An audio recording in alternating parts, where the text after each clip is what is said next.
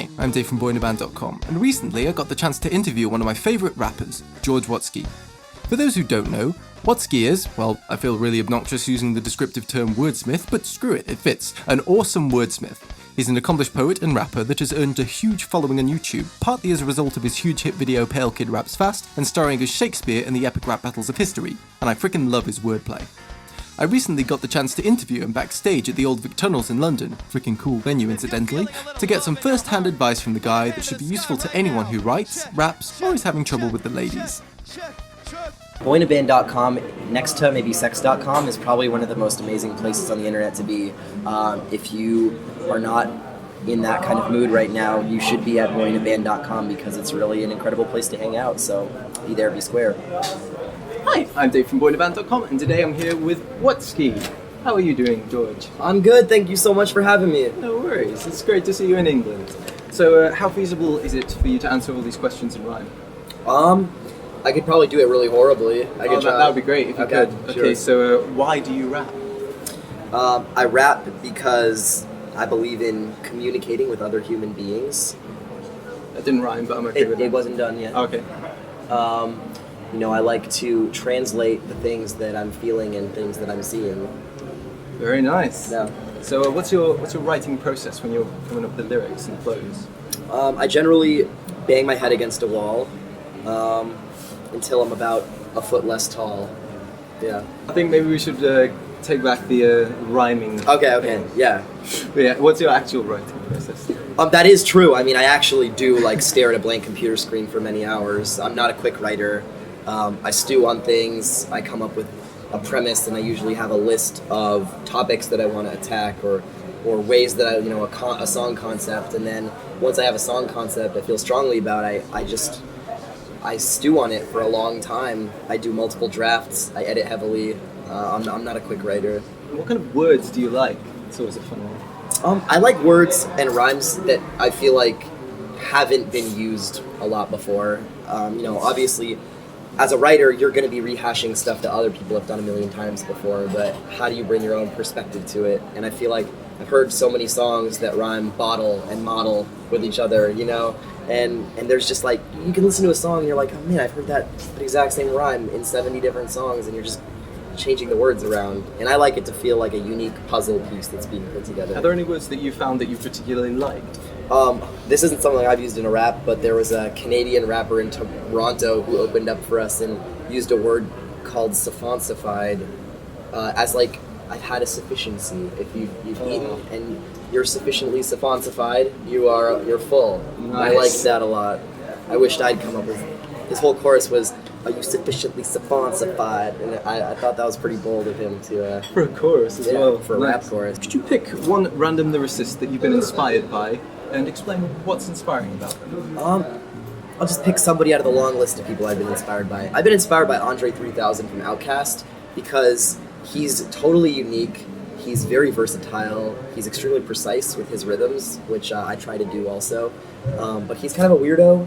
He's an oddball, but he's making it work for himself. And he's a singer, and he's getting older, but he's getting better every year that he's performing. And so just his longevity, his creativity, and his style inspire me. Nice. What's your favorite tongue twister? We had to do red leather, yellow leather a lot in acting class. Red leather, yellow leather, red, yellow leather, yellow leather. I'm not particularly good at it. Unique New York is a good one. Unique New York, unique New York, unique New York. It's kind of difficult to do a lot. I do tongue twisters. They're actually very helpful for the fast rapping stuff. Do you do them before you go on stage? Or? No, never. Do you do any preparation before you go on stage? I try and stretch before I perform. I try and breathe and try that and helps. Yeah, breathe deeply. Try and isolate areas where I have tension. Try and, if I'm in a bad mood, slap myself in the face and remind myself I'm getting to do what I love. Yeah. Yeah. Awesome. What's the kind of process for sorting your instrumentals on your original tracks?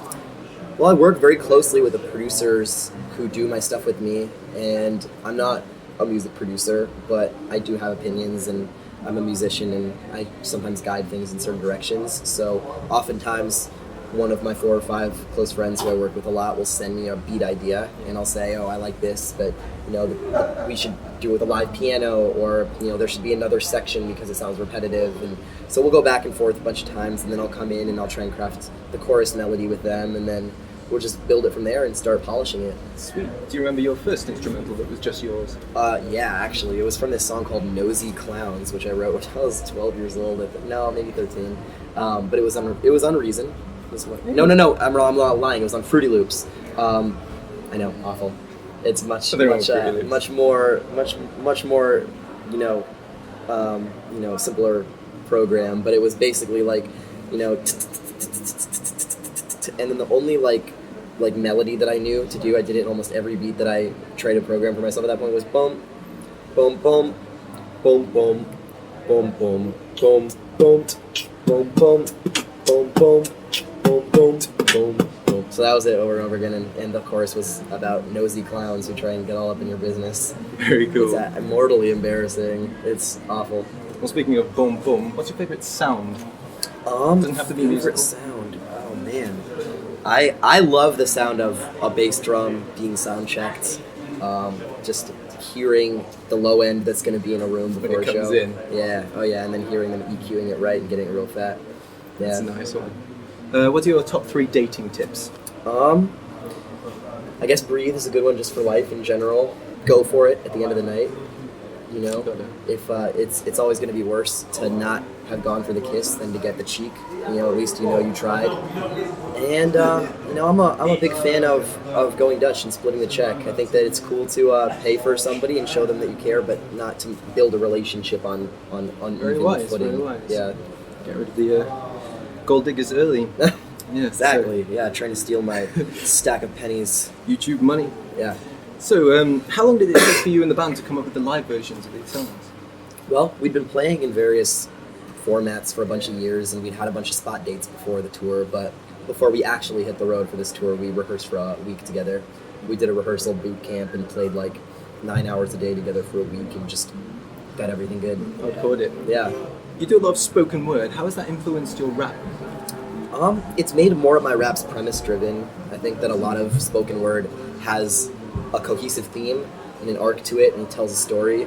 And not to say I'm the only rapper who does that, but a lot of rappers, free associate more than I do maybe, or have a lot of, at least if you turn on the radio and listen to commercial rap, it's just assumed it's braggadocio and, you're supposed to rap about how much money you have. And I don't do that. I try and take concepts for my songs. Do you enjoy braggadocio? I do like a lot of, tongue-in-cheek braggadocio. I think that it's fun if you're winking at yourself, but if you actually believe it, you're probably a jackass. How about if you can't tell? That's a gray area. It just depends on what the listener thinks. And sometimes people are just funny to laugh at, because they're so over the top. But I just think it's so silly. There's 7 billion people on the planet, and to actually believe you're the best one takes a huge ego. It certainly does. How does it feel to have inspired so many people to take an interest in poetry and spoken word? That's amazing. I mean, whenever people come up to me and say that they've been inspired to start writing poetry because of me, it's humbling and it's awesome. And it reminds me of, because I could tell you, I know who that person was for me. His name is Bosia, and if it wasn't for him, I never would have done it. And he changed the course of my life, and I suppose the course of other people's lives because of it. And that meant the world to me. So knowing how much that meant to me, the fact that the idea that it could mean that much to someone else is very humbling. Are there any other poets that you would recommend to anyone who's been inspired by your spoken word? Sure. Yeah, if you're looking on YouTube, browsing around, I recommend Raphael Casal, Reeves, R-I-V-E-S, Saul Williams, Dalek Brathwaite, Shihan, and just see where the rabbit hole takes you, because there's a bunch of amazing work out there. Cheers for that. What kind of wordplay techniques would you like to see more often in rap? I'm a big fan of internal rhyme. That's definitely something that happens a lot, and someone like Eminem is the king of it. What's the biggest internal rhyme you've seen? Can you think of one? I think Eminem's verse on Renegade is really incredible for internal rhyme. I'm trying to remember. I'm a poet, just I'm a regular modern-day Shakespeare. Jesus Christ, the king of these latter-day saints here. The shatter, the picture of... I can't. Go on to Rhyme Zone or link here for yeah. Renegade. Even if you don't like what Eminem, stands for or raps about, you can still appreciate his rhyme schemes. The verses from Renegade are some of the most complex internal rhymes that I've heard, because he basically follows one pattern all the way through 16 bars. It's really awesome. Yeah. Finally, you've almost wrapped up a really successful tour. How much of a boss hog do you feel right now? I do feel like a boss hog. I feel like everyone in our touring party is a boss hog, because from tour manager to photographer to the musicians, we've all been working so hard and are just so proud of what we've done. So the fact that we thought that we might fail, or at least I thought we might fail, has really made its success that much sweeter. It's hugely gratifying. Fantastic. Well, that's a great place to end it. It's been a pleasure talking to you. Good to talk to you too. Thanks for having me.